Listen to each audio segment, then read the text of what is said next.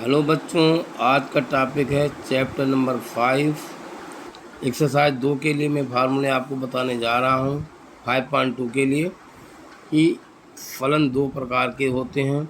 एक होता प्रत्यक्ष फलन अर्थात डायरेक्ट फंक्शन, एक होता अप्रत्यक्ष फलन अर्थात इनडायरेक्ट फंक्शन।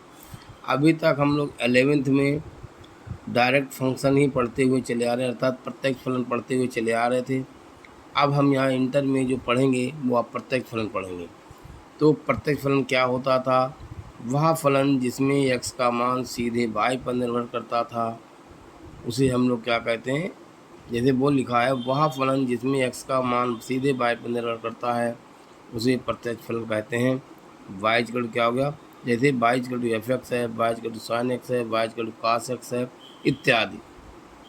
तो इसमें x का मान सीधे y पर निर्भर करता है तो वो क्या कहलाता है? प्रत्यक्ष फलन कहलाता है।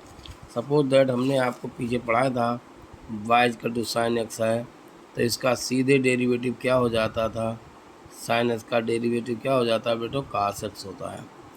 डी डी एक्स से 10x लिख दिया हमने, 10x का डिफरेंस क्या होता है? सेक स्क्वायर x होता है। तो ये सीधे एकदम डायरेक्ट चेंज हो जाता है, यानी x की वैल्यू y पर निर्भर करती है तो उसे क्या कहते हैं हम लोग? प्रत्यक्ष फलन कहते हैं। एक होता है अप्रत्यक्ष फलन। अप्रत्यक्ष फलन वो होता है, इसे हम लोग कहते हैं इनडायरेक्ट फंक्शन, यानी फलन का फलन भी कहते हैं। इसे फलन का फलन भी कहते हैं। यानी फलन का फलन का मतलब फलन का भी फलन हो।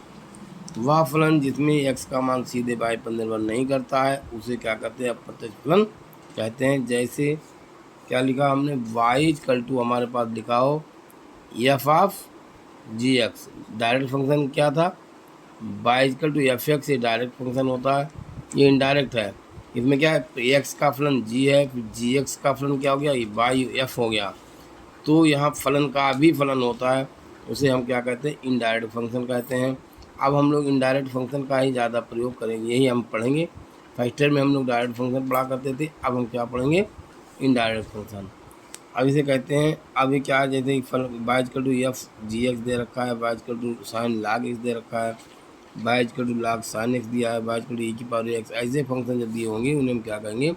आप प्रत्यक्ष फलन कहेंगे अर्थात इनडायरेक्ट फलन कहेंगे या फलनों का फलन कहेंगे।